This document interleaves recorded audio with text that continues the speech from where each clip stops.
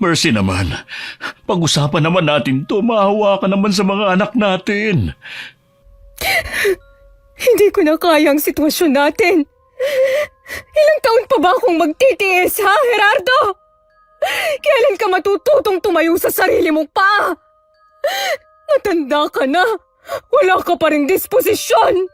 Bigyan mo pa ako ng isa pang pagkakataon. Pangako, magbabago na ako.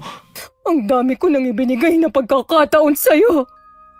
Hanggat hinahayaan mong makialam ang ate mo sa pamilya natin, hindi tayo aasenso.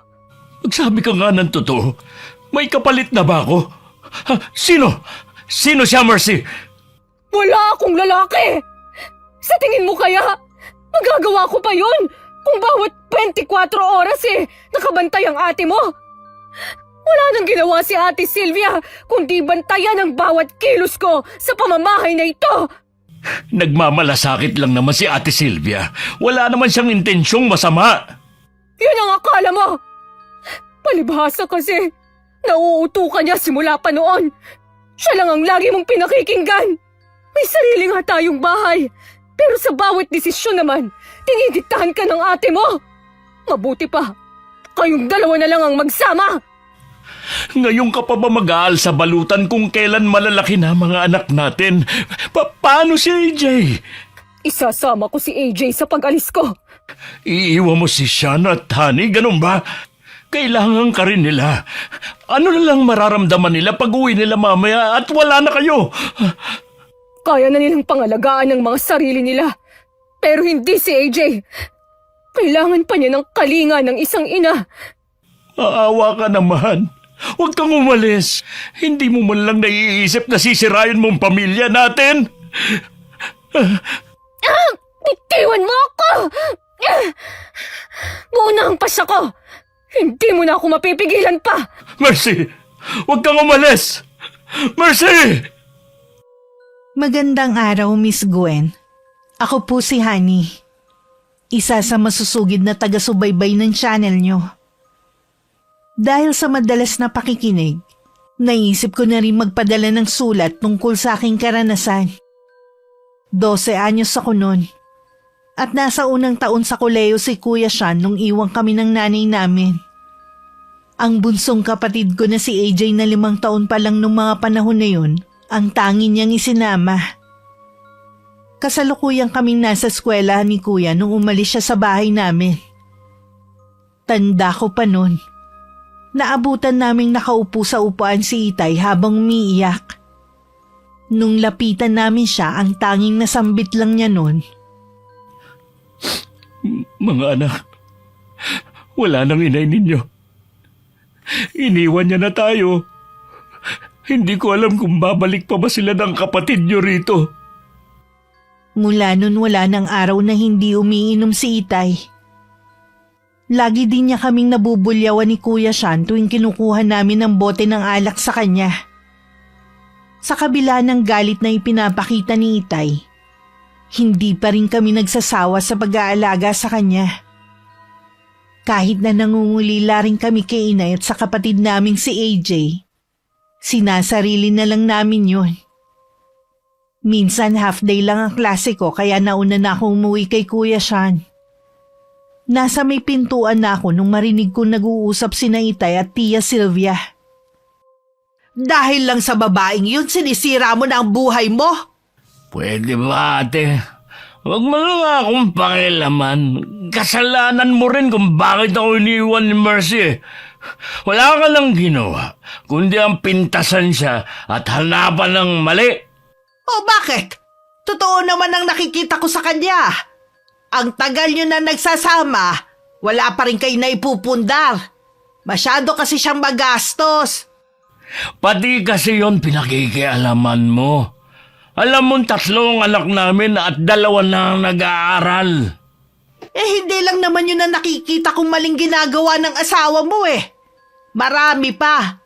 Bulag ka lang kasi sa pagmamahal mo sa kanya kaya hindi mo nakikita. Tama na, ate. Malis ka na dito. Mula ngayon, huwag mo na kaming pakialaman ng mga anak ko. Ikaw kung pagtabuyan mo ko, akala mo hindi mo na ako kakailanganin ah. Mas ngayon mo ko kailangan dahil wala nang asawa mo. Baka nga nagpapasarap na yun sa bago niya eh. Habang ikaw naman nagpapakalango sa alak dito. Wala na akong pakialam kung sumama man siya sa ibang lalaki. Basta pabayaan mo na ako. Itong tandaan mo ha. Wala ka namang ibang malalapitan kundi ako eh. Kaya huwag kang magmalaki dyan. Pwede ba, Ate Sylvia? Tumigil ka na sa kakatalak mo. Umuwi ka na nga sa inyo. Doon ka magtatalak mag-isa. Mula nung mapangasawa mo ang babaeng yun, naging bastos ka na. Sige lang, magpakalango ka sa alak. Tingnan ko lang kung sino ang magdudusa sa sakit sa ating dalawa. Nung maramdaman kong palabas na ng bahay si Tia Sylvia, mabilis akong umikot papunta sa kusina. Doon ako pumasok. Sa sala nakita ko si Itay na nakasandal sa upuan habang nakapikit. Hawak pa niya sa kanang kamay ang bote ng alak. Nagpunta na lang muna ako sa kwarto para magbihis. Tsaka ako muling lumabas para asikasuhin naman si Itay, na nakatulog na sa kalasingan. Matulin na lumipas ang 10 taon. Pareho na kami nakatapos ni Kuya Sean. Mula nung umalis si Inay at ang bunsong kapatid namin, wala na kami naging balita sa kanila. Ayaw na rin silang pag-usapan pa ni Itay. Mano po, Tay? Ay, kawang ka ng Diyos. Kumusta ang pag-a-apply mo sa trabaho? Ayos naman po ang interview ko kanina. Yun nga lang, tatawagan na lang daw ako o mag-send na lang sa email ko ng confirmation kung tanggap na ba ako sa posisyon na ina-applyan ko. Ayos lang yan. Huwag kang magmamadali sa paghahanap ng trabaho. Gusto ko yung trabaho na makukuha mo, gusto mo talaga at hindi napilitan lang. Gusto ko na rin po kasing makatulong sa gastusin dito sa bahay. Paubaya mo na sa amin ng Kuya Sean mo ang gastusin dito. Hindi naman po pwede yun. Katulad po niyan, nagpaplano ng magpakasal sina kuya at ang nobya niya. Nag-iipon na po sila. Ewan ko ba doon sa kuya mo, ba't nagmamadaling mag-asawa? 27 pa lang naman. Ako nga nun nagpakasawa muna sa pagkabinata bago nagpakasal. Si Ate Janet po yata ang may gusto ng magpakasal na sila ni Kuya Sean. Matagal na rin po kasi sila eh. Ay kahit na. Sabihin mo nga sa akin, meron bang tinatago ang kuya mo sa akin, ha? Ano naman po ang itatago ni Kuya sa inyo? Baka buntis na nobya niya, kaya gusto na nila magpakasal. Si tatay talaga. Hindi po yun ang dahilan. Kita nyo nga po, kapapasok lang sa DepEd hindi nun sasayangin ang pagkakataon na ibinigay sa kanya. Sa bagay nga no. Pareho pa talaga sila ng propesyon ng kuya mo. Magkaiba lang sila ng pinapasukan. Kung gusto na talaga nilang magpakasal nasa kanila na yun. Papayagan ko naman sila Nag-iipon po muna sila. Tingin ko matatagalan pa yun. Tama. Mag-ipon nga muna sila. Baka kasi ang maiambag ko lang isang kabang bigas. May intindihan naman po ni Kuya Sean yun. Tsaka kasal naman nila, tama lang na sila ang gumastos. Isang teacher sa elementary school dito sa amin si Kuya Sean. At may 4 na taon nang nagtuturo. Bago pa siya makapagturo sa public, pumasok muna siya ng 1 taon sa private school. Habang hinihintay ang board exam. Masasabi kong naging mabuti ang Diyos sa amin sa mga taong nagdaan. Kahit naroon pa rin ang pangungulila sa nanay namin at marami pa rin akong tanong na siya lang ang makakasagot. Umaasa pa rin ako na sana makita namin sila ulit ng kapatid ko. Nakarating naman kay Tia Sylvia ang tungkol sa planong pagpapakasal ni Kuya Sean. Kaya agad niyang kinumpronta si Itay. Ate Sylvia, ikaw pala. Nakita kasi kitang dumating Bakit ang aga mo yatang umuwi? Tapos ka na bang mamasada? Maaga talaga akong umuwi. Nahihilo kasi ako sa sobrang init ngayon. Baka naman mataas ang dugo mo. Dapat nagpapatingin ka na sa health center. Wala naman akong kakaibang nararamdaman Mainit lang talaga. Ay, ano bang sadya mo? Nakarating sa akin ng balita na balak na daw mag-asawa ni Sean. Totoo ba? Nagpaplano pa lang naman, pero hindi pa naman ako sinasabihan na mamamanhikan na kami. Sigurado ka na ba dyan sa magiging manugang mo, ha? Uy, ano naman ang ibig mo sabihin, ate? Panghabang buhay ang kasal. Ang pag-aasawa, hindi parang kanin na isusubo tapos kapag napaso iluluwa na lang. Ate, sila naman ang magsasama, hindi tayo. Ako naman hindi nagkulang ng paalala kay Sean. May tiwala ako sa magiging desisyon niya. Dapat kilalanin mo rin ang babaeng yun at ang pamilya niya. Nakakilala ko naman na si Janet. Ilang beses na siyang dinala rito ni Sean. Gaano mo ba kakilala ang pamilya niya, ha? Ang alam ko dating may pwesto sa palengke nanay niya ngayon yata naglalako na lang. Halata na wala kang alam sa pamilya ng babaeng yun Hindi naman kasi ako makikisama sa kanila kundi si Sean. Kahit na. Papayag ka ba na makapasok sa pamilya natin ang babaeng anak ng kriminal at may kapatid na adik? O isa mo naman nalaman ng bagay na yan. Inalam ko mismo. Hindi naman malayo ang kabilang barangay para magtanong-tanong ako tungkol sa babaeng yun Wala naman kasing nababanggit si Sean tungkol sa pamilya ng nobya niya. Kaya ngayon pa lang, pag-isipan mo muna kung talagang papayagan mo si Sean. Napakasalan ng babaeng yun. Ay, tatanungin ko si Sean, pero hindi ako mangingialam sa anumang desisyon niya. Kaya ko nga ipinapaalam sa iyo para pigilan mo ang plano ng anak mo. Tapos yan lang ang maririnig ko sa iyo. Ay, saka na nga tayo mag-usap. Bigla kasi sumakit ang ulo ko magpapahinga na muna ako. Sige, maiwan na muna kita. Magpa-check up ka na rin sa lalong madaling panahon, ha? Oo na, saka na lang ulit tayo magkwentuhan. Ang totoo niya, nagdahilan lang si Itay para makaiwas sa tiyahin ko. Hindi kasi siya titigilan nun hanggat hindi nakukuha ang gusto. Nasa kwarto lang naman ako at narinig ko ang pag-uusap nila. Lumabas naman ako nung masigurong wala na si Chang. Patawa talaga si Tita Sylvia. Pati pag-aasawa po ni Kuya Sean pinakikialaman niya. Nagawa pa niyang alamin ang buhay ng pamilya ni Ate Janet. Mabuti umuwi na siya. Uy, hindi ka na nasanay sa tiyahin mo. Noon pa naman ganun na yun. Kaya ayoko na pong magpakita sa kanya Sigurado na meron din siyang masasabi sa pagiging tambay ko dito sa bahay. Hindi ka niya pwedeng pagsalitaan ng hindi magaganda. Ako makakalaban niya. Alam ko naman po na ipagtatanggol niyo ko. Pero ayoko naman na mag-away kayong magkapatid ng dahil sa akin. Iiwasan ko na lang po na magkasalubong kami ni Chang. Paano mo naman gagawin yun? Kapitbahay lang naman natin siya. Kita mo nga, kaya pumunta dito dahil nakita akong dumating. Bahala na po, Tay. Basta pagtataguan ko siya. Uy, kumusta naman yung inaplayan mo? Hindi na po ako umaasa na tatawagan pa po nila ako. Tumingin na rin po ako sa online, baka po doon swertehin ako. Huwag kang magmadali. Darating din ang trabaho na nababagay sa'yo. Hayaan mo na lang si Tia Sylvia mo kung meron man siyang sinasabi. Opo, Tay. Pero gusto ko na rin na magtrabaho.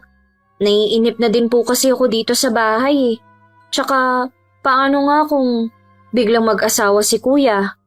Uy, ano naman? Malakas naman ang kita ko sa pamamasada ng jeep. Gusto ko rin po kasi kayong mabilhan ng mga bagay na gusto nyo.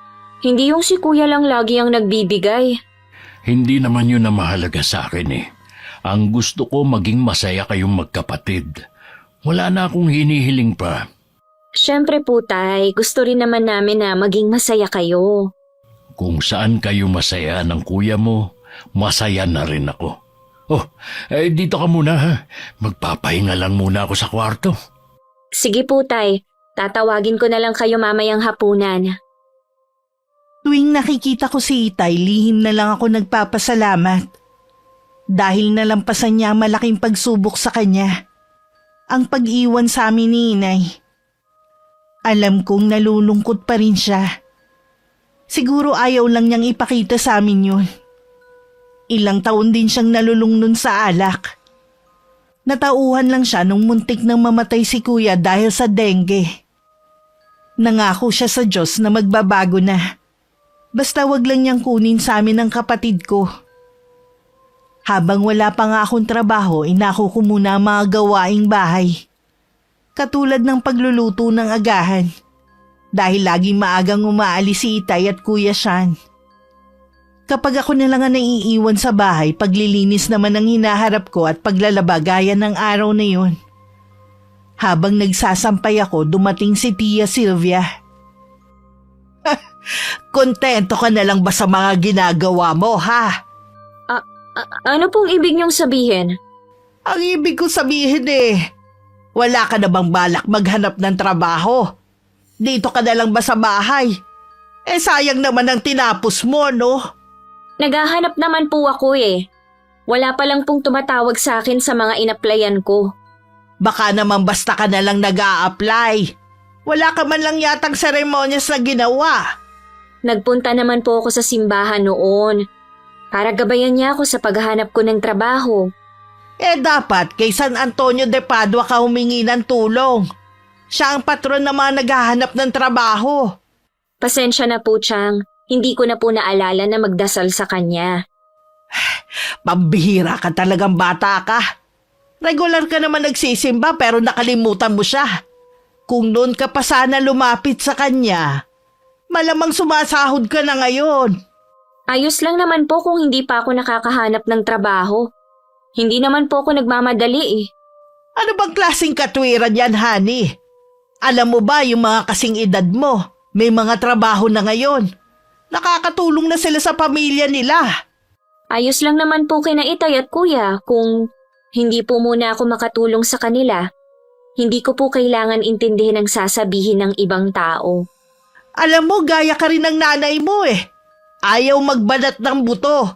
Gusto lang laging nasa bahay. Matagal na pong wala si Inay.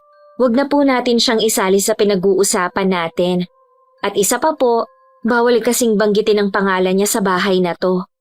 Hindi ko lang kasi maiwasan na maalala siya. Lalo na malaki ang pagkakahawig mo sa kanya. Hindi ko lang akalain na pati pala ugali mamanahin mo. Pasensya na po, Chang, ha? May gagawin pa po ako sa loob. Maiwan ko na po muna kayo. Huwag mo sanang mamasamain ang sinasabi ko, iha. Para din naman sa'yo ang mga pangaral ko eh. Hindi na lang ako sumagot. Hahaba lang kasi ang pag-uusap namin. Hindi naman magpapatalo ang tiyahin ko. Pagpasok ko sa loob ng bahay, nagpahinga na lang ako. Wala na rin naman akong gagawin. Nung sumunod na mga araw, kapansin-pansin ang pagiging tahimik ni Itay. Madalas ko rin siyang mahuli na malalim ang iniisip. Tuwing tatanungin ko naman siya kung may problema, lagi niyang sagot pagod lang sa pamamasada. Baka nga pagod lang si Itay. Binigyan mo na naman kagad ng kahulugan ng kinikilos niya. Tsaka ganong edad kasi, madali nang mahapos sa maghapong pamamasada. Iba talaga ang kutob ko, Kuya eh. Alam ko meron siyang problema na hindi lang sinasabi sa atin. Hindi kaya meron na namang sinabi si Tia Sylvia sa kanya? Ang tiyahin lang naman natin ang mahilig magbigay ng alalahanin kay Itay eh. Naisip ko rin yan. Pero ilang araw nang hindi pumupunta dito ang tiyahin natin eh. Baka naman may kinalaman sa trabaho ni Itay. Nanguhula ka na lang eh. Sa hindi ko nga alam kung anong problema ni Itay eh. Talagang manguhula lang ako. Hindi kaya dahil sa plano mong magpakasal? Ano naman ang kinalaman nun ha? Tsaka nag-usap na kami ni Itay tungkol sa bagay na yan oh. Tingin ko ibang problema niya. Di kaya dahil wala ka pang trabaho hanggang ngayon? Hoy, hindi ah! Ayaw pa nga ni Itay na magtrabaho ako eh. Gusto niya, dito lang ako sa bahay para merong nag-aasikaso dito. Joke lang no? Hindi ka na mabiro. Nagpapasalamat nga ako kasi merong nag-aasikaso sa amin ni Itay pag uwi namin. Biruin mo, nagkaroon kami ng instant kasambahay. Kasambahay pala ha? Sige, sa susunod hindi ko na isasama ang mga damit mo sa paglalaba ko. Hindi ko na rin paplansyahin. Grabe ka naman. Maawa ka naman sa akin. Pagod na nga ako pag uwi ko eh. Tapos ako pa maglalaba at mamamalansya ng mga damit ko.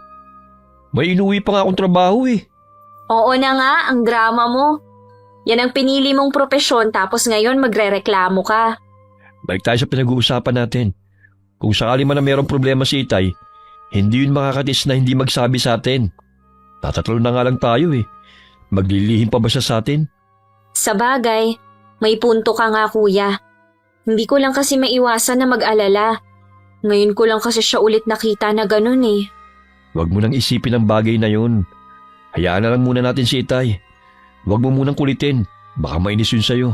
Baka lalong hindi sabihin sa atin. Sinunod ko nga ang sinabi ni Kuya. Makalipas nga ang ilang araw, dumating si Itay na gabing-gabi na galing sa pamamasada. Yun ang unang beses na ginabi siya ng uwi. Nung tanungin ko siya bakit nun lang dumating, hindi niya ako sinagot. Sa halip hinanap niya si Kuya Sean. Gusto raw niya kaming makausap na dalawa. Bigla namang kumabog ang dibdib ko. Pero agad kong tinawag si Kuya na abala sa paggawa ng lesson plan sa silid niya. Kahit siya, nagtataka ko anong sasabihin ng aming ama. Kasalukuyang kami magkakaharap sa sala. Magkatabi kami ni Kuya Sean sa mahabang upuan at nakaharap kay Itay. Na ilang sandali ng tahimik at nakatungo. Pinapakiramdaman lang namin siya ni Kuya at sabik sa sasabihin niya. Hindi ko alam kung paano ko to sisimulang sabihin sa inyo, mga anak. Tungkol po ba saan ang sasabihin niyo, Tay? Hayaan na muna natin magsalita si Itay. Makinig na lang muna tayo. Alam ko na matagal kayong nangungulila sa nanay at kapatid niyo. Bakit po pagkatapos ng 10 taon na pagbabawal niyo nabanggitin sila sa bahay na ito eh? Kayo naman po ang gustong pag-usapan sila ngayon. Nagkausap kami ng nanay ninyo at gusto niya nang bumalik sa piling natin. May sakit na po ba siya kaya gusto niya nang bumalik sa atin? Gusto lang niya na makasama tayo at mabuo ang pamilya natin. Nasanay na po ako na wala siya sa tabi natin. Marami pang pagkakataon na pwede siyang bumalik noon. Pero hindi niya ginawa. Hindi ko kayo pipilitin na tanggapin siya agad, pero sana bigyan niyo siya ng pagkakataong makabawi. Yun ang hiling niya. Bahala po kayo kung gusto niya pa rin siyang tanggapin dito. Pero huwag po kayong umasa na babalik sa dating lahat. Pasensya na po, Tay. Naalala ko may gagawin pa pala ako. Kuya, huwag ka munang umalis. Hayaan mo na lang siya, anak. Sa loob ng ilang taon, saan po naglagi si inay at ang kapatid ko? Sabi niya iniwan niya si AJ sa pinsan niya na walang anak at saka nag-abroad. Meron po ba siyang bagong pamilya? Hindi na siya nag-asawa. Maniwala ka, anak. Hindi rin ganun kadali na tanggapin siyang muli sa bahay natin. Hanggang ngayon, masakit pa rin ang ginawa niya sa atin. Pero kayo ang iniisip ko. Alam ko na kahit nasa hustong gulang na kayo, hinahanap niyo pa rin ang kalinga at pagmamahal ng nanay ninyo. Naguguluhan po ako, Tay. Hindi ko alam kung anong mararamdaman ko. Sa inyo ng kuya mo, alam ko na ikaw ang nangungulila ng sobra sa inyong ina. Patawarin mo ko, anak, kung hindi ko nagawang gampanan ang ginagawa ng nanay mo noon. Gaya ng pagluluto ng almusal at babaunin niyo sa umaga. Puro kasi alak ang inaatupag ko noon eh. Naiintindihan ko naman po kayo noon. Wala akong tutol kung babalik na dito si inay. Sabi niyo nga po, wala naman siyang naging pamilya. Kung labag sa loob ninyo na magpakita ng kabaitan sa nanay ninyo, hindi ko kayo pipilitin. Sinabi ko naman yun sa kanya na baka magbago ang pakikitungo ninyo sa kanya. Kailan po babalik dito si nanay at AJ? Baka ang inay nyo lang muna ang babalik dito sa bahay. Nag-aaral kasi ang kapatid nyo. At sabi pa ng nanay nyo, magulang na ang turing ni AJ sa mag-asawang nag-alaga sa kanya. Sabihan niyo na lang po kami ni Kuya kung kailan uuwi dito sa bahay si inay para mapaghandaan namin. Ilang araw nang tahimik si Kuya Sean. Alam kong hindi niya gusto na bumalik sa bahay namin si inay. Kapansin-pansin din ang pag-iwas niya kay Itay tuwing lalapitan siya para kausapin. Dumating na nga ang araw na bumalik na si Inay. Nung makita ko siya, nangingilid pa ang luha niya sa mga mata. Malaki na rin na nadagdag sa edad niya. May mga puti na rin siyang buhok. Magkaganon man, maganda pa rin si Inay. Isa-isa niya kami niyakap ni Kuya habang umaagos ang luha. Kung alam niyo lang kung gaano ko kayo gustong makita. Ay, salamat. Dininig na rin ng Diyos ang dasal ko. Nakita niyo na po ako. May gagawin pa kasi ako eh. Sandali lang, Sean. Nabanggit ng tatay mo na teacher ka ng araw. Noon pa man iyan na talaga ang gusto mo. Naalala ko pa, lagi mong tinuturuan ng mga batang kapitbahay natin noon. Pasensya na po kayo. May importante lang akong tatapusin. Mayuwan ko na po kayo. Sige. Mamaya na lang tayo mag-usap. O sa ibang araw kaya. Pagpasensyahan niyo na lang po si Kuya. Naiintindihan ko naman ang kuya mo. Alam ko, galit siya sa akin. Nay, bakit ngayon lang kayo? Patawarin mo ko, anak, kung ngayon lang ako umuwi. Sana hayaan niyo akong makabawi sa inyo. Totoo po ba na nag-abroad kayo? Oo, anak. 8 taon din ako sa Hong Kong. Bago ako nag-abroad noon, ilang beses akong nagpadala ng sulat. Ipinaaabot ko kay Loida na kapitbahay natin noon. Pero wala kayong sagot. Sabi niya, pinapasabi niyo sa akin na kalimutan ko na lang kayo. Wala pa po kaming sulat na natatanggap. Hindi rin po namin siya nakakausap noon. Ano? Kung ganun, nagsinungaling siya sa akin. Kailangan ko siyang makausap para linawin ang lahat. Ayokong isipin niyo na nagsisinungaling ako. Hindi niyo na po siya makakausap, Nay. 3 taon na pong patay si Aling Loida dahil sa sakit na cancer. Karma na rin siguro yun sa kanya dahil sa ginawa niya sa akin. Pinagkatiwalaan ko siya at itinuring na kaibigan. Tapos ito ang gagawin niya sa akin. Kung ano man ang dahilan niya, hindi na po natin malalaman. Ang mahalaga naman po bumalik na kayo dito sa bahay. Oo nga, anak. Sa wakas, buo na ulit ang pamilya natin. Nakakapanibago na kasama na namin ulit si Inay sa bahay. Naroon din ang pagkailang. Pero nakikita ko naman na gusto niya talagang makabawi sa amin. Si Kuya tahimik at maging si Itay.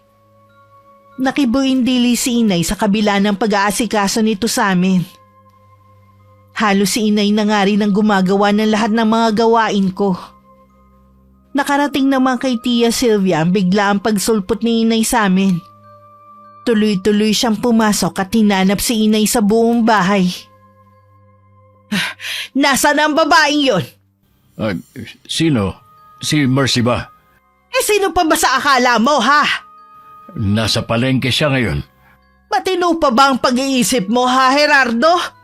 Bakit tinanggap mo ulit ang babaeng yun dito sa bahay ninyo? Nakalimutan mo na ba ang ginawa niyang pag-iwan sa inyo noon? Matagal na namang nangyari yun Gusto niya ulit mabuo ang pamilya namin. Kung kailan malalaki na ang mga anak niyo at wala na siyang obligasyon sa mga to, tsaka siya babalik. Baka naman may sakit siya kaya bumalik sa inyo. At gusto lang magpaalaga. Wala siyang sakit. Gusto lang niya kami makasama ng mga anak namin. Hindi ako naniniwala sa katwiran ng babaeng yon. Pwede ba, ate? Kung mahal mo ko bilang kapatid mo, huwag mo na kaming pakialaman na mag-asawa. Hayaan mo na kaming mamuhay ng tahimik. Baka nakakalimutan mo. Ako naging karamay mo nung panahon na iniwan ka ni Mercy. Kulang na nga lang magpatiwakal ka dahil sa sama ng loob na ibinigay niya sa'yo. Nung tuliro ka dahil sa pagkakasakit ni Sean, ako ang kumikilos para sa'yo. Tapos ngayon Basta mo na lang ako i-tsepwera dahil lang bumalik ang asawa mo. Baka nakakalimutan mo rin. Ikaw ang dahilan kung bakit umalis si Mercy noon. Napuno na siya sa pakikialam mo sa relasyon namin. Pagmamalasakit ang tawag doon, hindi pakikialam. Ayaw lang kasing napupunan ng asawa mo sa mali niyang ginagawa noon. Pareho na kaming matanda ni Mercy. Ayaw na naming balikan ng mga panahon na lagi na lang kaming nag-aaway. Gusto na lang naming mamuhay ng tahimik. Iisa lang ang buhay natin.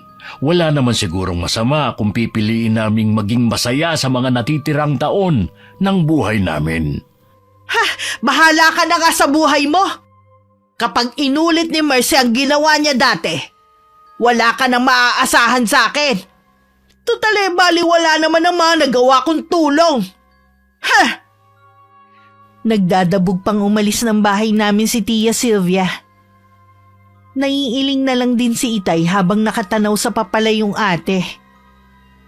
Tumatanaw naman ang utang na loob ang Itay namin sa lahat ng tulong na ibinibigay sa amin ng tiyahin ko. Pero may pagkakataon kasi na sumusobra na rin talaga ang pakikialam sa amin ni Chang. Nung sumunod na araw kahit nagkakaroon pa rin ng ilangan dahil sa pagdating ni Inay, napapansin ko naman na unti-unti na natatanggap ni Kuya siya ng pagbabalik ni Inay sa buhay namin. Ganon din si Itay na maayos na ang pakikiharap sa kanya. Salamat nga pala dahil tinanggap mo ulit ako sa bahay na ito. Mag-asawa pa rin tayo sa mata ng tao at higit sa lahat sa mata ng Diyos. Pero kung tutuusin, madali para sa'yo na mag-asawa ng iba. Lalo na't bata ka pa noon at matikas. Naisip ko rin naman yan dati. Pero mas nangingibabaw sa akin ang kapakanan ng mga anak natin. Alam ko na hindi rin nila gugustuhin mag-asawa ulit ako. Kung meron man akong pinagsisisihan, yun na yung mga taon na wala ako sa piling ng mga anak natin. Masyado akong naging makasarili noon. Kung pwede ko nga lang ibalik ang nakaraan. Wala na tayong magagawa sa mga mali nating desisyon. Pero may pagkakataon pa tayo para ituwid yun. Sana naman, huwag ka na magpapatalo sa emosyon mo. Hindi na talaga. Ngayon pa lang, sinasabi ko na sa'yo na hindi na ako magpapatalo sa ate mo. Hindi na ako makakapayag na sirain niya ulit ang pagsasama natin. Huwag mong isisi lahat kay Ate Sylvia. May kasalanan ka rin naman eh. Ay, siguro nga. Nagpadala ako sa galit ko sa kanya. Sinabihan ko na rin si ate. Hindi na siya makikialam uli sa atin kaya ipanatag mo na ang loob mo na hindi na siya kontrabida sa mga buhay natin. Abay, dapat lang. Baka pagsisihan pa niya sa pagkakataong ito ang pakikialam niya. Ipinagkibit-balikat na lang ni Itay ang huling sinabi ni Inay. Kilala naman kasi niya ito na hindi magagawang manakit. Hindi na rin naman ulit pumunta si Tia Sylvia sa bahay namin pagkatapos siyang kausapin ni Itay noon. Nakikita ko pa rin naman siya na patingin-tingin sa bahay namin pero hindi na lumalapit. Sa paglipas ng mga araw, tuluyan na rin natanggap ni Kuya si Inay. Napag-usapan na rin nila ang tungkol sa plano niyang pagpapakasal. Wala namang masama kung gusto na ninyong magpakasal ng girlfriend mo. Nasa hustong gulang na rin naman kayo eh. Ang gusto ko po kasi mag-ipon na muna kami. Maganda rin yung sinasabi mo na mag-ipon muna. Pero kung kailangan nyo ng pera, ibibigay ko na lang sa inyo ang naipon ko nung nasa Hong Kong pa ako. Itabi nyo na lang po yan para sa pagtanda nyo. Itinabi ko talaga ito para sa inyong mga anak ko. Kaya kung kailangan nyo ng pera, huwag kayong mahihiyang magsabi, ha? Opo. Siya nga po pala, Nay. Hindi ba dadalo sa atin si AJ? Sa bakasyon daw uuwi siya rito para makasama kayong mga kapatid niya. Mabuti naman po. Ang akala ko kasi wala na siyang pakialam sa amin eh. Patawarin niyo ako, ha? Kasalanan ko kung bakit nahiwalay sa inyo ang bunso ninyong kapatid.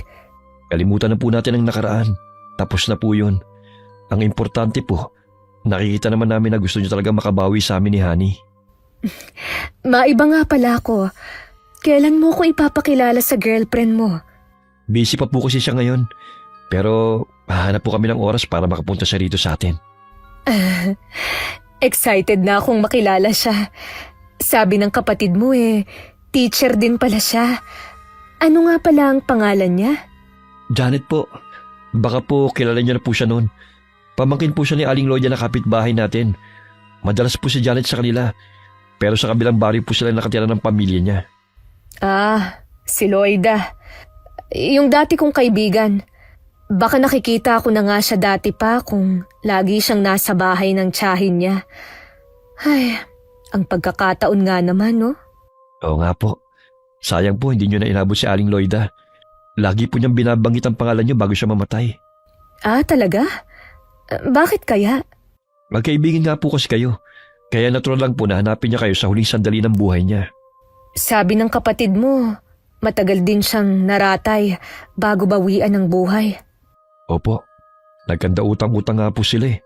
Hindi na rin po nakapagtapos ang mga anak niya dahil sa kakapusan sa pera. Kawawa naman ang mga anak niya. Nadamay pa sa karma ng kanilang ina. Bakit yun naman po nasabi yan? Pasensya ka na anak kung wala akong maramdaman na kahit konting awa sa kanya. Mas nangingibabaw kasi ang galit na nararamdaman ko dahil sa ginawa niya sa akin. Anong ginawa sa inyo ni Aling Lloyda? Ilang beses akong nagpadala sa kanya ng sulat para ibigay sa inyo. Pero hindi pala niya inaabot. Wala nga po, Nay.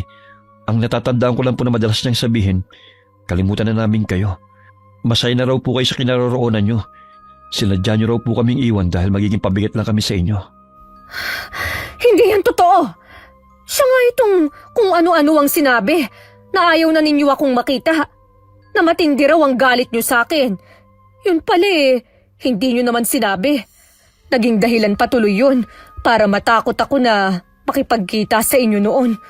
Matali kayong magkaibigan ni Aling Lloyda. Para na nga po kayong magkapatid eh. Ano kayang dahilan niya para gawin yun? Hindi na natin malalaman dahil isinama na niya sa hukay ang sagot sa mga tanong natin. Oo nga po. Ipagpasa Diyos na lang po natin ang ginawa niya. Sean, kahit pa pamangkin ni Lloyda ang girlfriend mo, hindi ko siya idadamay sa galit ko sa tiyahin niya. Alam ko naman po yun, Nay. Basta, sabihan mo lang ako ha, kung kailan pupunta rito si Janet. Gusto ko kasi siyang ipagluto. Opo, Nay. Ipapalam ko po kagad sa inyo. Sigurado matutuwa yun. Mahilig po kasing kumain yun eh. Akala namin tuluyan na kaming hindi papansinin ni Tia Sylvia. Halos 2 buwan na kasi siyang hindi dumadalaw sa amin. Tuwing nakakasalubong ko siya sa daan, lalapitan ko sana siya para magmano. Kaya lang umiiwas naman siya. Sabi ni Itay, hayaan ko na lang daw dahil ganun lang daw talaga ang kapatid niya. Habang si Inay lang ang naiwan sa bahay, bigla na lang sumulpot ang tiyahin ko sa bahay namin. Tuloy-tuloy lang siyang pumasok na para bang hindi nakikita si Inay. Nakasalukuyang nagpapalit ng kurtina. Wala si Gerardo, ate. Maaga siyang umalis kanina. Inarkila kasi ang jeep niya Meron kasing maglilipat. Alam ko, nakita ko nga siyang umalis kanina Si Honey. Kaalis lang niya. May a-applyan siyang trabaho.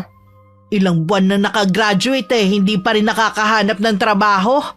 Mas gusto lang yata niyang tumambay dito sa bahay Nag-a-apply naman siya, ate. Mahirap lang talagang maghanap ng trabaho ngayon. Hindi lang siyang nakakaranas ng ganun. Bakit ba kasi nagkuleo pa siya? Sana pagkatapos niya mag-high school, naghanap na siya ng trabaho. Sayang lang ang 4 na taon na ginugol niya. Mas okay pa rin, ate, na nakatapos ang mga anak ko para hindi nila maranasan na maliitin gaya ko noon. Oo na, baka naman dramahan mo pa ako. Ngayon ko lang napansin na wala pala kayong santo dito sa bahay niyo. Kaya kung ano-ano nakakapasok wala man lang kayong proteksyon. Hindi naman kasi kami mahilig ni Gerardo sa display na santo. Mahalaga naman sa amin Naniniwala kami sa Diyos at ang relasyon namin sa Kanya. Iba pa rin kapag may santo kayo rito. Kahit isa lang sana. Palibhasa kasi, hindi kayo marunong magsimbang mag-anak. Kaya ka lang ba nagpunta rito? Para pangaralan ako? Para sabihin ko sa'yo, ate, hindi lahat ng pumapasok sa simbahan banal. Minsan, ginagamit lang nila yon para magpanggap na mabuti sila kumpara sa ibang tao. Para yatang meron kang ibig sabihin dun sa sinabi mo ah. Alam ko na regular kang nagsisimba, pero ang ugali mo, hindi pa rin naman nagbabago. Ikaw na babae ka. Bakit kasi bumalik-balik ka pa rito eh? Bumalik ako rito para sa pamilya ko. Hindi na rin ako papayag na manipulahin mo kami sa mismong pamamahay namin. Huwag mo na kaming pakikialaman pa ni Gerardo at maging ang mga anak namin. Nakalimutan mo na yata na sa loob ng 10 taon ako ang karamay ng kapatid ko at mga anak niya. Wala ka nga nung panahon na nag-aagaw buhay si Sean sa ospital. Hindi ko alam ang pangyayaring yun. Wala naman kasing binabanggit sa akin si Loida noon. Kung hindi ka kasi umalis noon, malalaman mo ang nangyayari sa pamilya mo. Palibhasa kasi makasarili ka. Baka nga kaya mo iniwan ang pamilya mo dahil meron kang sinamahan na ibang lalaki. Alam ng Diyos na hindi totoo yan. Nagkalinawan na kami ni Gerardo. Sana naman, huwag mo na siyang sulsulan sa mga sinasabi mong paninira sa akin. Malalaman din ng kapatid ko na nagkamali siya sa pagtanggap muli sa'yo sa bahay na to. Kapatid ka ng asawa ko. Hanggat maaari. Sana ayokong mag-aaway tayo. Kung puro lang naman hindi magaganda ang sasabihin mo, mabuti pang huwag ka nang pumunta rito. Pinagbabawalan mo ba ako, ha? Baka nakakalimutan mo. Ang lupang kinatitirikan ng bahay na to pag-aari ng pamilya namin. Kaya wala kang karapatan na pagbawalan ako. Alam ko naman yun. Ang sakin lang kasi, para lang maiwasan ng lagi nating pagtatalo. Sana kasi hindi ka nalang bumalik sa buhay ng kapatid ko. Magdadala ka lang naman ng kamalasan sa kanila. Hindi na lang kumibo si inay. Pero napansin ng tiyahin ko ang pagkuyom ng kanyang kamao. Hanggang makaalis si Tia Silvia na natiling walang imik si inay. Ilang sandali sinara at nilak na lang niya ang pinto. Para kung sakaling bumalik ang hipag niya, hindi na to makakapasok. Bandang tanghali naman nung umuwi ako. Napansin naman ni inay ang malungkot kong mukha. Kaya alam niya na hindi ako natanggap sa inaplayan ko. Pasasaan din makakahanap ka rin ng trabaho na para sa'yo. Ang dami ko na po kasing na-applyan eh. Ano kaya ang problema sa akin? O baka sadyang malas ako? Huwag mong sabihin yan, anak. Walang taong malas. Ay, meron po at ako yun. May naisip ako. Bakit hindi ka nalang magnegosyo habang naghahanap ka ng trabaho? Wala naman po akong pampuhunan. Nahihiya naman akong humingi kay Itay. Ako ang magbibigay sa'yo ng pampuhunan mo. Talaga po, Nay? Oo, anak. Kaya huwag ka nang mag-alala. Ayoko na nakikita kang malungkot. Salamat po, Nay. Ano kaya ang pwede kong inegosyo? Dapat yung gusto mong gawin para na-e-enjoy mo rin. Naisip ko na magtinda malapit sa eskwelahan. Konti pa lang po kasi ang mga nagtitinda doon. Pwede rin yun. Tutulungan kita sa pamimili ng mga kailangan mo. Hihingi po muna ako ng permit para maging legal ang pagtitinda ko. Mahirap na po, baka may makasilip pa sa akin. Mahigit 1 linggo lang nakakuha ko ng maliit na pwesto sa labas ng eskwelahan na malapit sa amin. Kung saan din nagtuturo si Kuya Sean. Mabenta naman ang mga paninda ko dahil walang kapareho. Ayoko rin kasi makatapak ng kapwa ko tindera. Kaya iniba ko ang mga paninda ko. Madali lang naman ang pagtitinda ko at maaga pa akong nakakauwi. Katulad na lang ng araw na yon na half day lang ang mga bata. Habang nag-aayos nga ako ng mga paninda ko, dumating si Tia Silvia. Tia Silvia, kayo po pala. kumusta nga pala ang pagtitinda mo?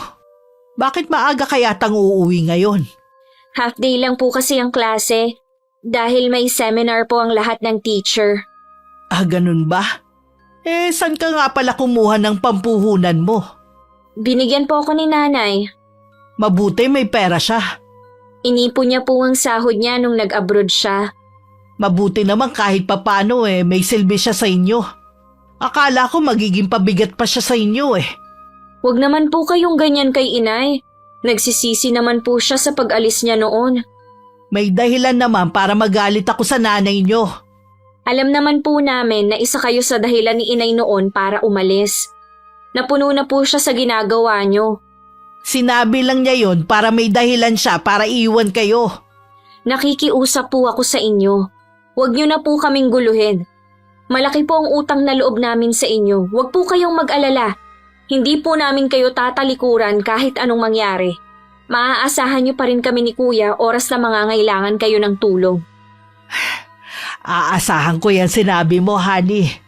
Kayo lang naman ang pamilya ko Ilang linggo na ako nagtitinda pero hindi ko pa rin nababawi ang puhunan ko. Nakakaramdam na rin ako ng pagkainip lalo na kapag oras ng klase. Mga estudyante lang naman kasi ang inaasahan kong bibili sa akin. Nung mga unang araw lang ako masaya. Pero katagalan nakakaramdam na ako ng pagkainip sa aking ginagawa. Lagi pa rin ako nagche-check ng email. Baka kasi may sumagot na sa mga inaplayan ko. Oh, bakit maaga kang umuwi? Half day na naman ba ang klase? Hindi po. Umuwi na lang po ako dahil ang sama ng pakiramdam ko. May lagnat ka ba?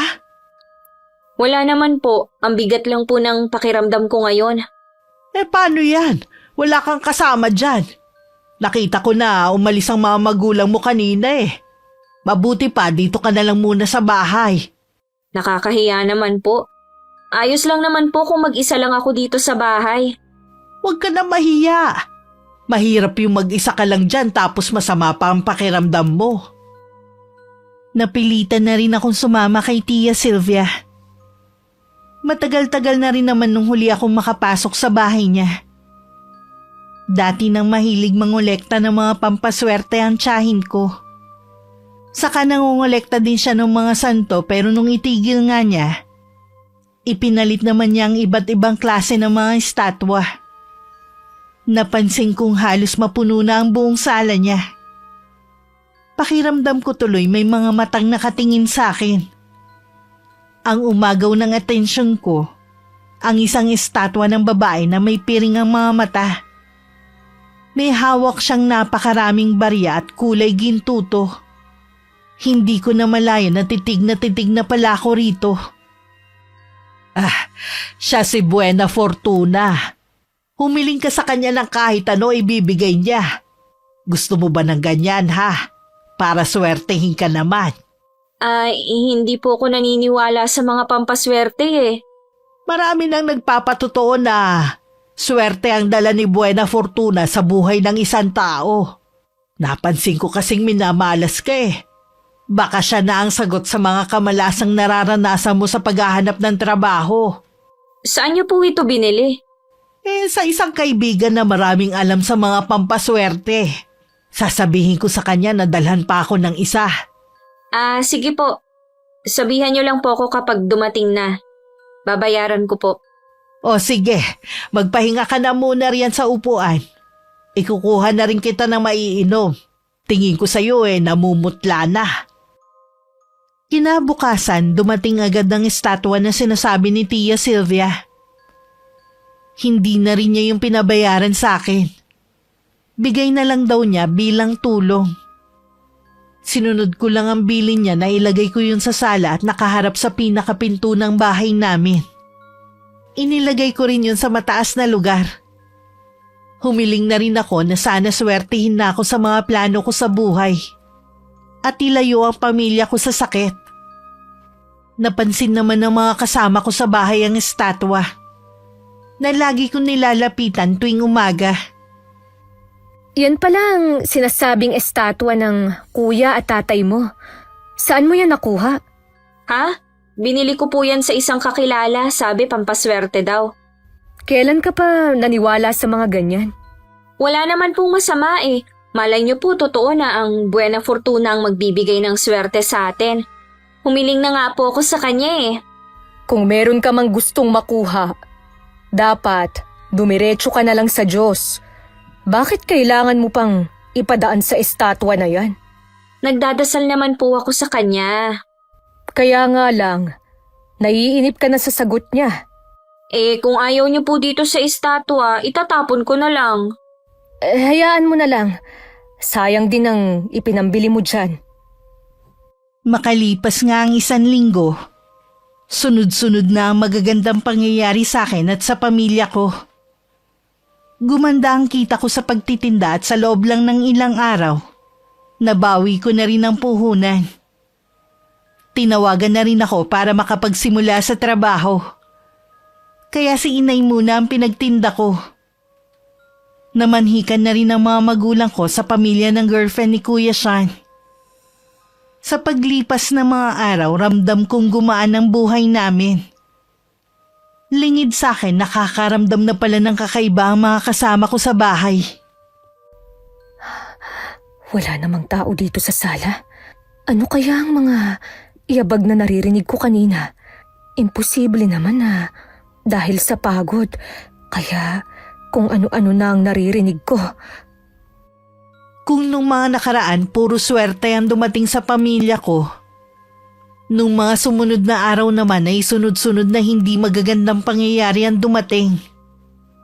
Naghiwalay na si Kuya Sean at ang girlfriend niya. Nahuli daw kasi ni Kuya ang nobya na may ibang lalaki.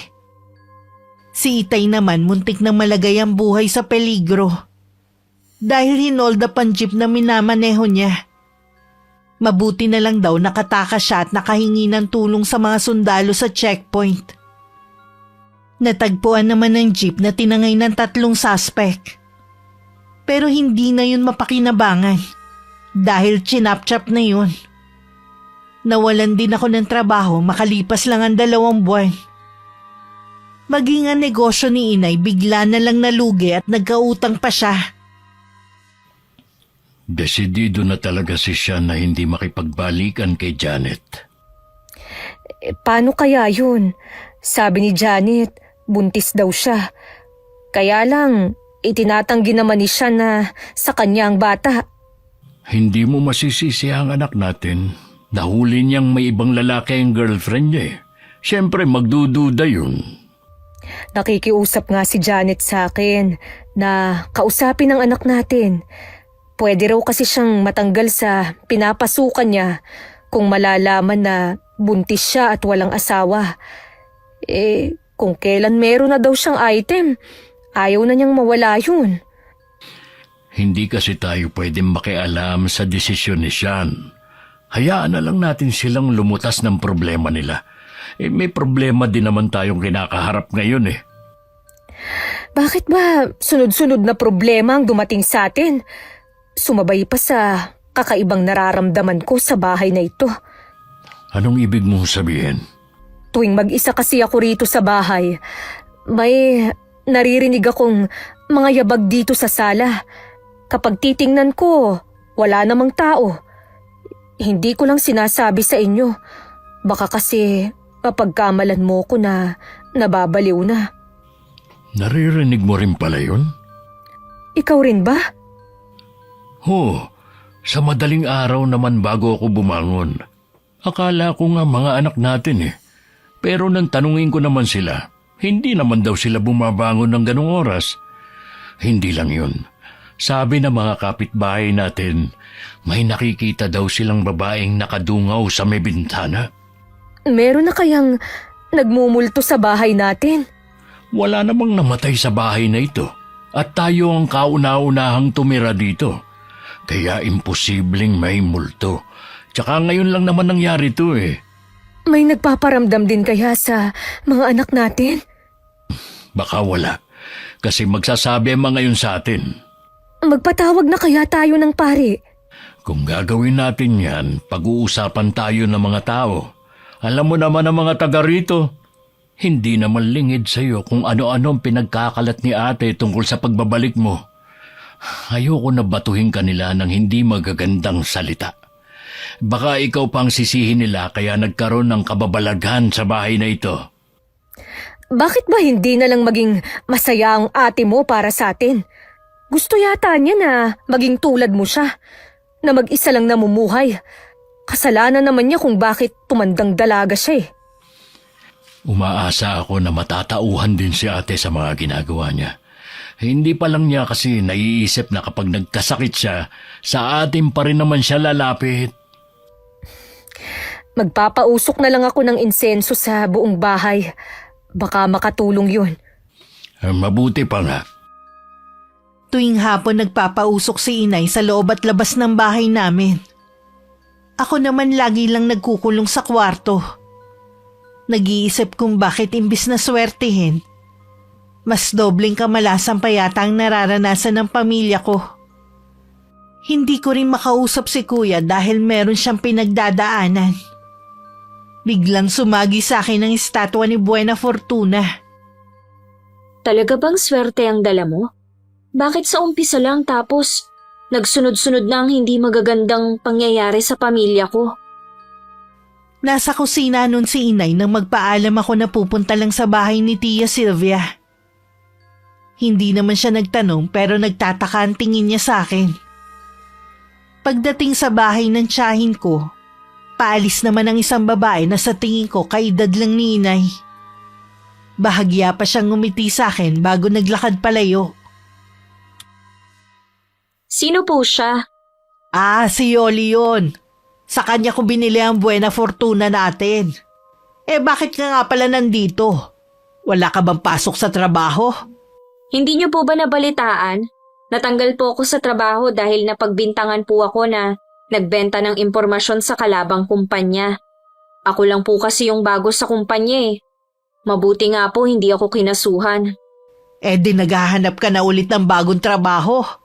Gusto ko na lang po muna na magpahinga.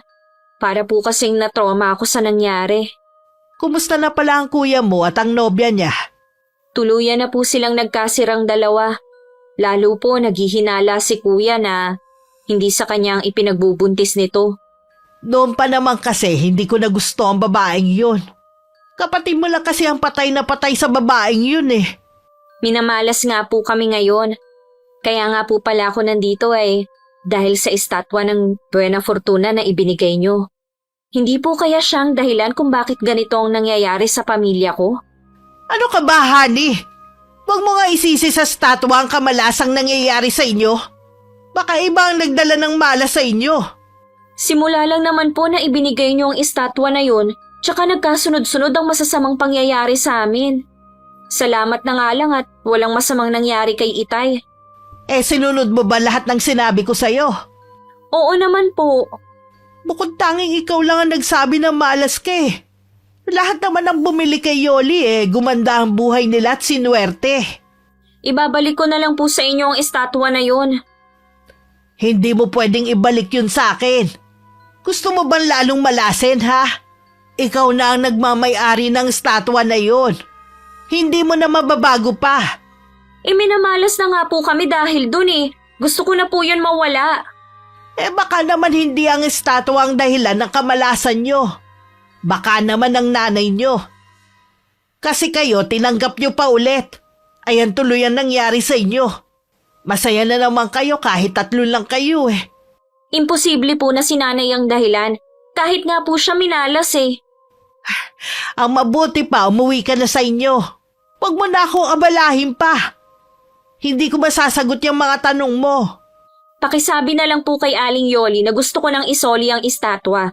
O kaya sabihin niyo na lang kung saan siya nakatira. Ako na mismo ang magbabalik sa kanya. Ako na nagsasabi sa'yo. Hindi rin niya tatanggapin kung isusoli mo sa kanya. Wala akong nagawa kundi umuwi na lang dahil ayaw na rin akong kausapin ni Tia Sylvia. Lingid sa akin, sinundan pala ako ni inay. At narinig niya naging pag-uusap namin ni Chang. Pagdating sa bahay, wala sa kinalalagyan nito ang estatwa. Agad ko yung hinanap. pero hindi ko makita kung nasan. Ito ba ang hinahanap mo? Nay, bakit niyo po hawak si Buena Fortuna? Bakit hindi mo sinabi na galing ito sa Tia Silvia mo? Baka po kasi ipasoli ninyo kapag nalaman nyo na galing sa kanya. Yung kamalasan na nangyayari sa atin dahil sa estatwa na ito. Kaya kailangang mawala ito. Baka po lalo tayong malasin kung itatapon natin yan. Ako na ang bahala sa estatwa na ito. Ako na mismo ang pupunta sa bahay ng Yoli na yon. Sasamahan ko na po kayo. Sinabi naman po ni Tia Silvia kung saan nakatira si Aling Yoli. Ako na lang. Sabihin mo na lang kung saan nakatira ang babaeng yon. Pinuntahan nga ni inay sa maliit na sityo si Aling Yoli. Labis ang gulat ng babae na mapagbuksan niya ng pinto ang aking ina. Bakas din dito ang takot kaya agad nahulaan ni inay na meron siyang tinatago. Dahil sa banta ni inay, agad na umamin ng babae na may kasamang dasalang estatwa na ibinigay sa akin. Dahil sa utos ng tiyahin ko.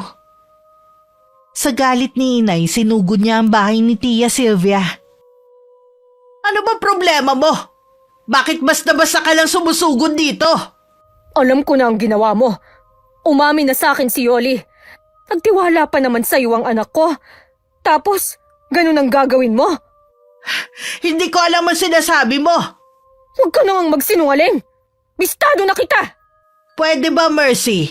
Huwag kang manggulo sa pamamahay ko. Gusto mo, ikaw lang ang manggugulo sa buhay ng pamilya ko. Ganun ba, ha?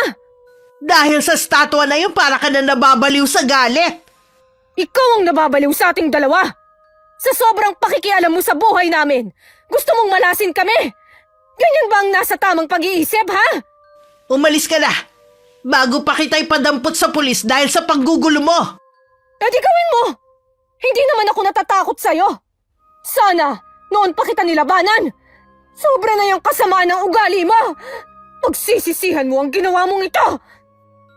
Pabalik na si inay nung makasalubong niya si Itay. Nagtaka naman ito sa itsura ni inay na namumula sa galit at galing pa sa bahay ni Tia Silvia. Agad naman nagsumbong si inay sa ginawa ng kapatid ni Itay sa amin. Masinsinan din niyang kinausap ang kapatid niya. Hindi ako makapaniwala na mas gusto mong mapahamak kaming lahat. Kung ano man ang sinumbong ng asawa mo, huwag kang maniwala.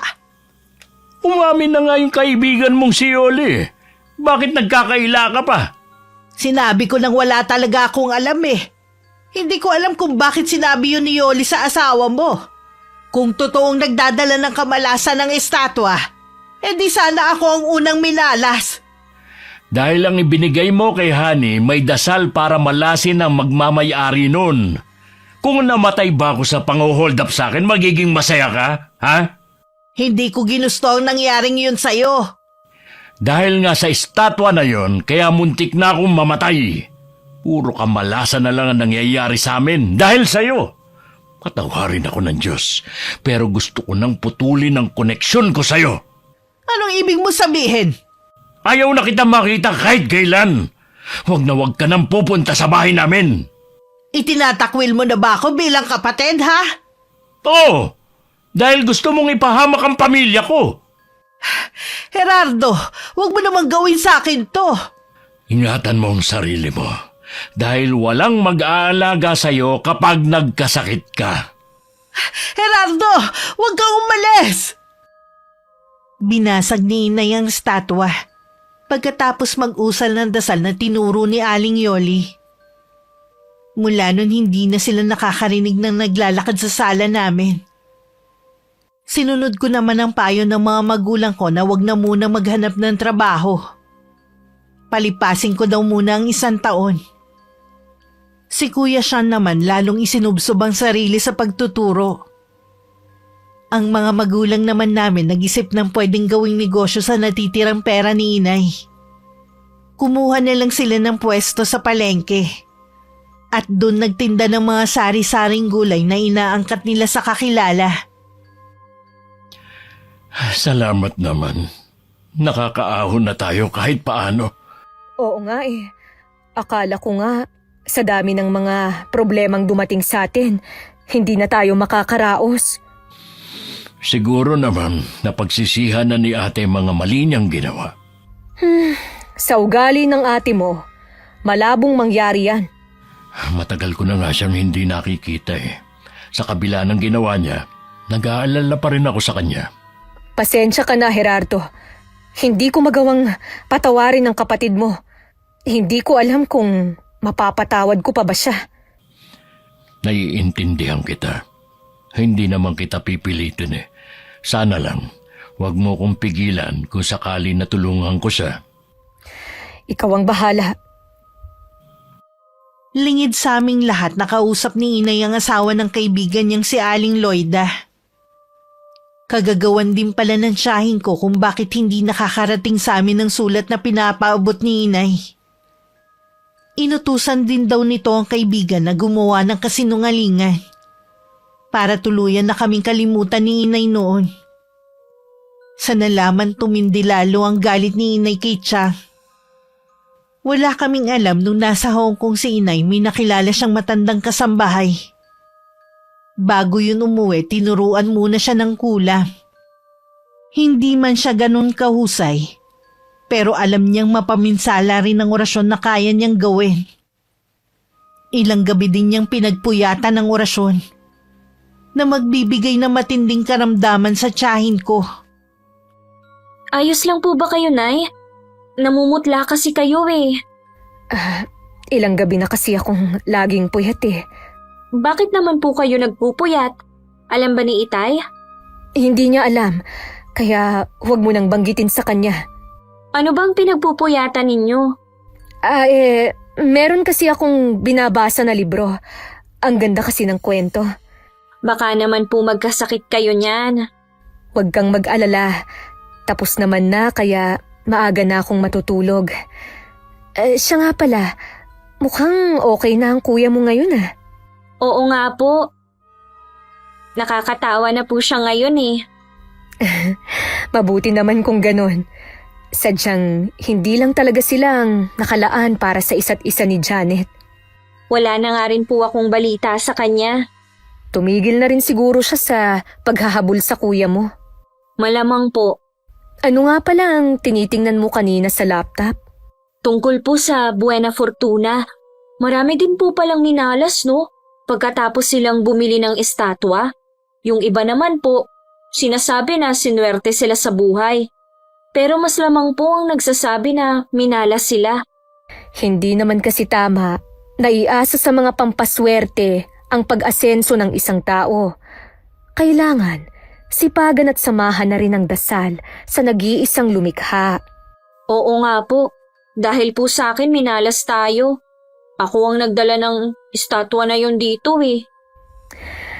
Honey anak, alisin mo na sa isip mo na kasalanan mo ang lahat. Bata ka pa at madaling maniwala sa mga bagay-bagay. Nagtiwala ka rin kasi sa Tia Silvia mo. Kamusta na po kaya si Tia Silvia? Ang tagal na rin niyang hindi pumupunta dito. Matagal na namin siyang pinagbawalan na pumunta rito.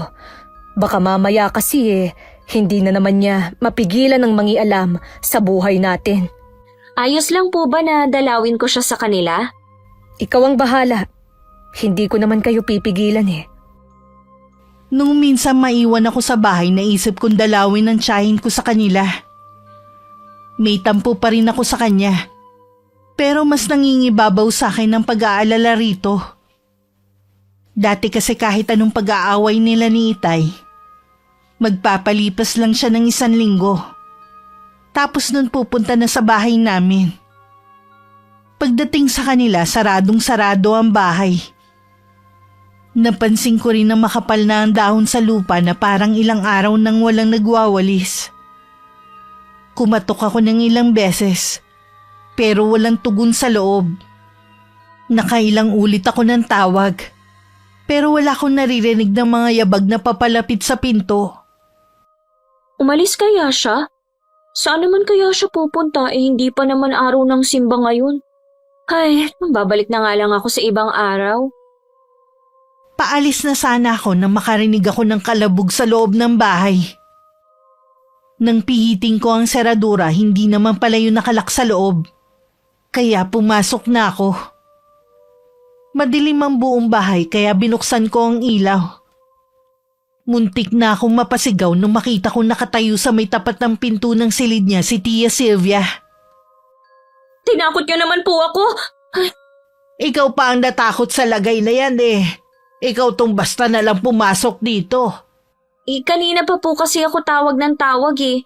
Tapos nung paalis na po ako, nakarinig naman ako ng ingay kaya pumasok na ako. Nagmamadali kasi kung bumangon kaya nasagi ko yung display sa ibabaw ng lamesita ko. Bakit naman po sarado ang mga bintana ninyo? Ang dilim po tuloy nitong bahay niyo. Ilang araw na kasing masama ang pakiramdam ko eh. Naging sensitibo na rin ang mga mata ko sa liwanag. Nagpatingin na po ba kayo sa doktor? Hindi pa. Yun lang naman ang nararamdaman ko eh. Alam ba ng mga magulang mo na nagpunta ka rito? Opo, nagtataka po kasi ako. Bakit hindi kayo napunta sa bahay? Ayaw na ng tatay mo na maging kapatid ko. Hindi na niya ako kailangan pa. Nakapagsalita lang po ng ganon si Itay dahil sa galit. Huhupa din po yun. Kilala ko ang itay mo. Alam ko na hindi na niya ako mapapatawad. Ayos lang po ba kayo? Kanina pa kasi makati ang lalamunan ko eh. Para bang may balahibo sa loob nito. Di ba po kapag nangangati ang lalamunan ninyo, iniinuman nyo lang ng salabat? Oo, kaya lang eh hindi pa rin nawawala. Kahapon pa ako umiinom eh. Sasamahan ko po muna kayo hanggang mamaya. Ano bang motibo mo at gusto mo kong samahan? Grabe naman po kayo sa motibo. Nag-aalala lang po ako sa inyo kaya gusto ko kayong samahan. Hindi na ulit umimik si Tia Sylvia. Nakatuon na lang ang paningin niya sa nakasaradong pinto. Alam kong ginawa na lang niya yung bodega. Noon ko lang din napansin nang matitigan ko siya na malaki na ang ibinagsak ng katawan niya. At nadagdagan din ang mga puti niyang buhok. Malaki rin ang itinanda niya. Nang igala ko ang paningin ko sa kabuuan ng bahay parang may kulang sa paligid. Para pong may nagbago sa bahay ninyo. Oo nga! Nasaan na po ang mga display nyo na pampaswerte? Yung mga statwa? Inilagay ko lahat sa bodega kasama ng mga santo. Bakit naman po? Hindi ko alam kung maniniwala ka sa akin pero pakiramdam ko meron silang buhay eh. Dapat po siguro eh. Sinira nyo na lang sila tsaka itinapon. Tsaka ko naiisipin kung anong gagawin ko sa kanila. Ganon po kasi ang... Ano yun? May bumagsak po sa bodega ninyo. Hayaan mo lang. Ang mabuti pa umuwi ka na sa inyo. Hindi ko po kayo maaaring iwan. Baka kung anong mangyari sa inyo. Tsaka kailangan ko pong tignan kung ano yung ingay na yun. Huwag matigas ang ulo kung ayaw mo mapahamak. Sige na, umalis ka na. Pero Chang... Nakikita mo ba ang hawak kong baston, ha? Ihahampas ko to sa'yo kung hindi ka pa uuwi. Kilala mo ko, honey. Kapag sinabi ko, ginagawa ko. Sumunod na lang ako kay Tia Sylvia kahit labag sa loob ko na iwan siya mag-isa. Bago ko tuluyang lumabas, nilingon ko muna siya. Pagdating sa amin, wala pa ang mga magulang ko. Ilang oras din akong hindi mapakali dahil sa pag-aalala. Nung dumating sila, agad kong sinabi kay Itay ang nangyayari sa kapatid niya. Makikita naman agad ang pag-aalala sa mukha niya. Uy, bakit mo siya iniwan? Ganun na palang sitwasyon niya. Ayoko nga po sana. Kaya lang eh, binantaan ako na hahampasin ng baston kapag hindi ako umuwi. Ibang klase rin ang kapatid mo. Siya na nga itong pinagmamalasakitan. Siya pa talagang may ganang manakit. Nananakot lang yun pero hindi niya yun gagawin sa pamangkin niya. Yun lang ang paraan niya para itaboy si Honey. Puntahan po natin siya, Tay. Anong pupuntahan? Pinagtabuyan ka na nga eh. Tapos pupuntahan niyo pa. Tumigil kayo. Dito lang kayong mag-ama. Akala ko ba ayos lang sa'yo na puntahan ko si ate kapag kailangan niya ng tulong? Nagbago na ang isip ko. Baka mamaya madamay pa kayo sa nangyayari sa buhay niya. Kapatid ko pa rin siya. Kailangan niya ng tulong. Baka nakakalimutan mo na ang ginawa niya sa pamilya natin. Hindi ko nakakalimutan. Pero itabi na muna natin ang galit natin sa kanya. Wala ka rin palang isang salita. Sabi mo noon, puputulin mo na ang koneksyon mo sa kanya. Dala lang yun ang galit ko. Nakikiusap ako sa'yo. Huwag mo na kaming pigilan na damayan ang kapatid ko ngayon. Inay! Huwag po kayong umalis! Ay, hayaan mo na lang siya. Nagtatampo lang yan. Mawawala rin. Sasama ka ba sa akin? Opo, Tay. Tayo na po. Nang makaalis kami, tsaka naman lumabas ng kwarto si inay.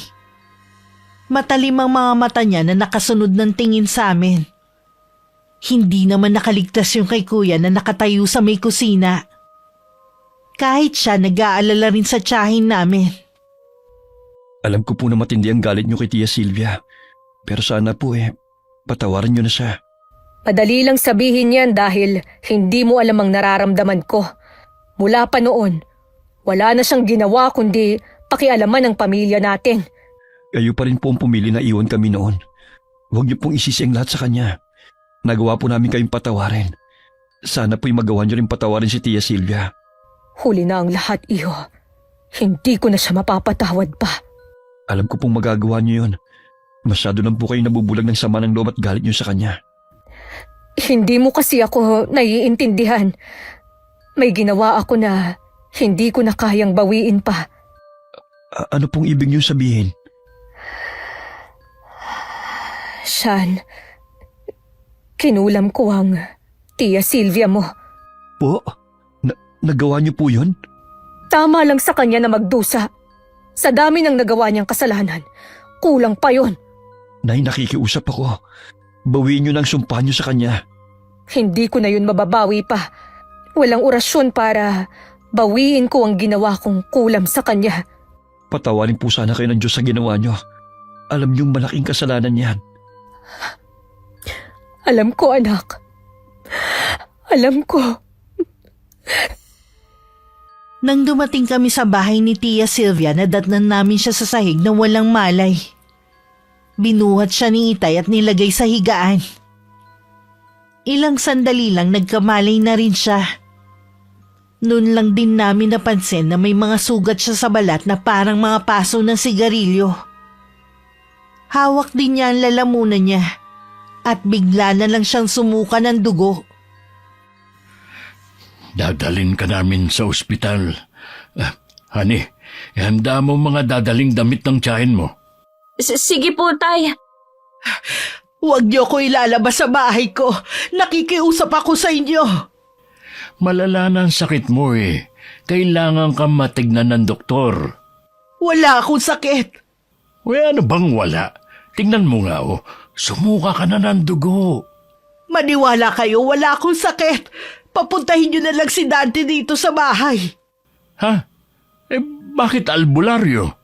Malalaman niyo rin kung bakit. Sige na, ipatawag niyo na siya bago mahuli ang lahat. Ako na lang pong tatawag sa kanya. Alam ko naman po ang bahay niya eh. Sige, mag-iingat ka anak at bilisan mo lang. Akala ko pinuputol mo na ang ugnayan natin. Bakit ka nandito? Nasabi ko lang yon dahil sa galit.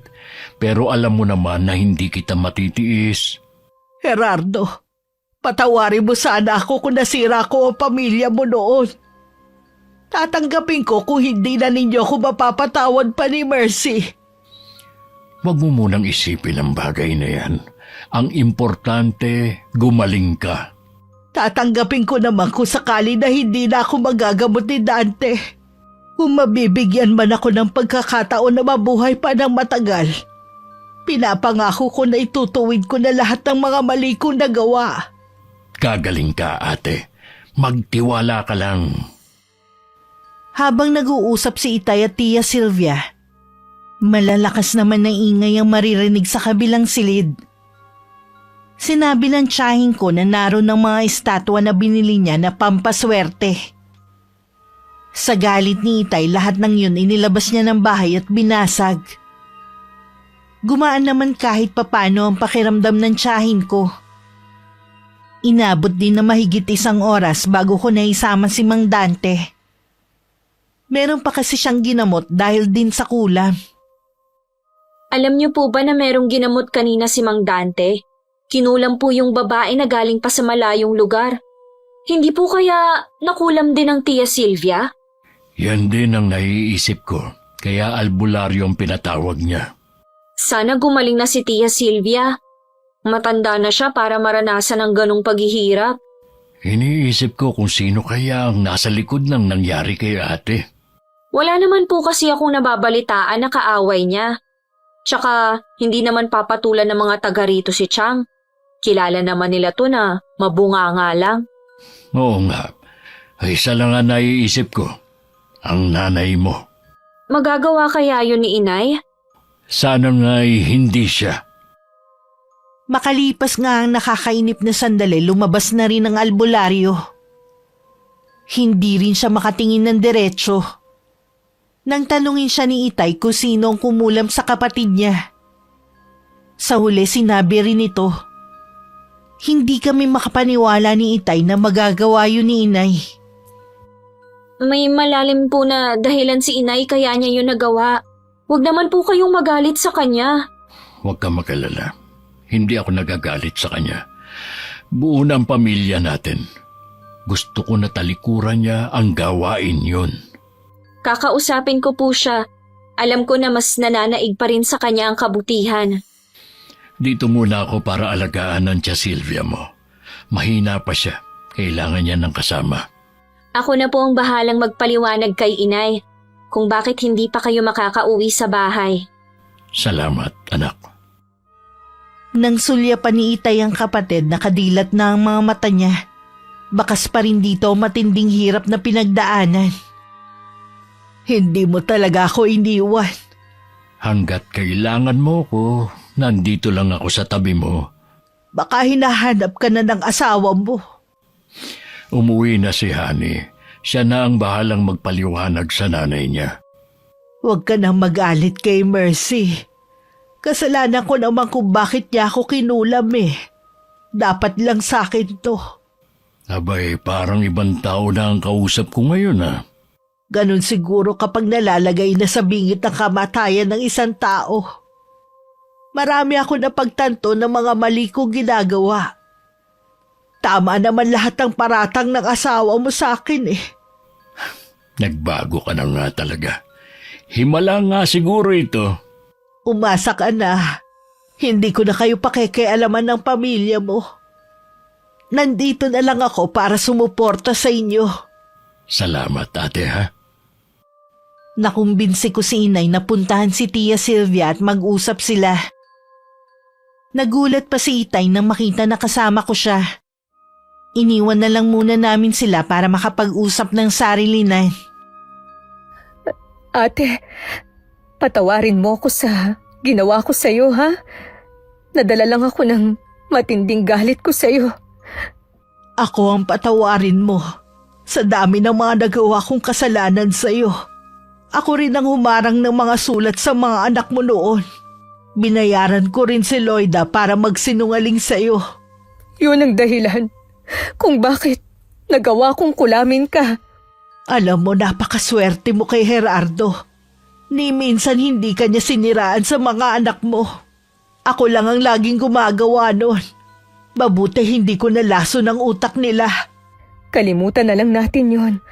Magaling ka na ba, ate? Oo, magaling na ako. Huwag ka na makonsensya sa ginawa mo. Isipin mo na lang naging daan yun para matauhan ako sa mga ginagawa ko. Hindi ko na ulit gagawin yun. Pangako. Pwede ba ulit tayo magsimula bilang magkaibigan? At kalimutan na ang nakaraan? Oo naman, ate. Matagal ko nang gustong makasundo ka. Wala akong kapatid kaya sabik din akong magkaroon ng matatawag na ate. Sa labas ng pinto nakasandal si Itay. Nagpahid pa siya ng luha sa mga mata. Sa wakas nagkabati na rin si Inay at Tia Sylvia pagkatapos ng ilang taon nilang alitan. Salamat naman, matatahimik na rin ang pamilya natin. Oo nga po, mabuti na lang. Nagkausap na rin sila at nagkabati. Nagsisisi rin naman si Inay sa kanyang nagawa. Mabait naman ang inay niyo. Minsan lang talaga, iba nagagawa ng galit sa tao. Tama ka, Tay.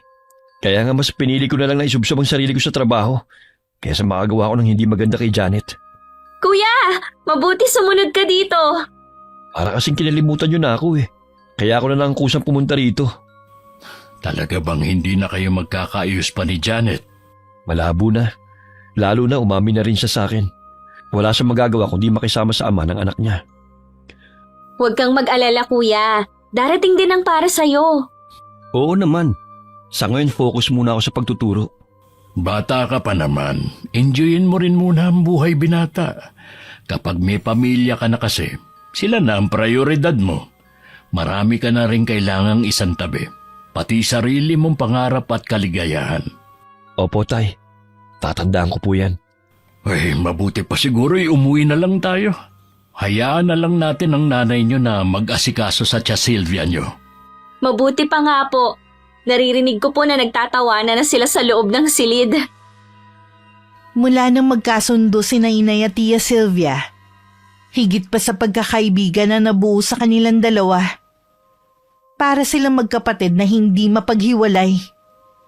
Minsan nga kapag nag-aaway ang mga magulang ko, mas kinakampihan ni Chang si Inay. At minsan napagtutulungan pa si Itay. Hindi ko maiwasang mapangiti habang inaalala ko ang mga sandaling yon, Miss Gwen. Sa ngayon po kasi malayo ako sa aking pamilya. Nagtatrabaho ako ngayon dito sa Maynila. Minsan sa isang buwan lang ako nakakauwi sa probinsya namin. Kahit malayo ako, panatag ako. Dahil alam kong nagtutulungan si Inay at Tia Sylvia. Maraming salamat po, Miss Gwen. Wakas. Okay, shoutout po tayo. Shoutout kay Rosalina Bogayong from Singapore with love. Hello kay Rubelin Eneria. Hello kay Elizabeth Dunca from Pampanga. Hi kay Phoebe Ranyada. Hello kay Miss Ami Yong from Malaysia. Hi kay Isis Venus Gitgano from Kapatagan, Lanao del Norte. Hello kay Mami Risa from Malaysia. Hi kay Maria Reg Picache. Hi kay Charmaine Garcia from Davao City. Hi kay Shelo Zamora Osma from Bicol. Hi kay Leonie Pablo from Doha, Qatar. Hi kay Valerie Joy Nadal from Kuwait. Hello kay Angelina Ignacio from California. Hi kay Elsa Magkalayo. Shoutout sa Buate Samson family from Tayabas, Quezon. Hello kay Aiko Villesa from Bahrain. Hi kay Charmaine Anke. Hello kay Giselle Capiding from Antique. Hi kay Richard Rivera. Hello kay Leonora _825. Hi kay Elaine Feeney from Kentucky, USA. Hello kay Helen Millares. Hi kay Monette Rivera. Hello kay Mina 000 from Las Piñas. Hello kay Angeline Mina. Hello kay Meli Sigwa. Hi kay Christine Hablado from Hiroshima, Japan, mula kay Brian Hablado. Shoutout kay na Ate Angie, Jason, B-Boy, Evard at Ann ng Palaman Department. Hello kay na Maria Ferry and Glenn Mark na laging nakasubaybay. Salamat po. Shoutout kay na Eloisa, Sabel, Maika, Sheena, Zai, Erica, Nick, June, Gilbert, Hermie at Tata from RSJM Company. Hello po sa inyo. Hi kay Jane Pacheco from Baras, Rizal. Shoutout sa Dasa and Gecoso family from Libon, Albay, Bicol. Hi kay Mama Mia 5556. Hello kay Lani Navarro at sa lahat ng mga kasamahan mo na nakikinig from Pakil, Laguna. Hi kay Alicia Fakesh. Hello kay Kimpoy Feliciano. Hi kay Arvid Shane Hoiberg. And hello kay Mifran Azul. Marami pong salamat sa patuloy na pagsuporta at pakikinig. Ingat. God bless.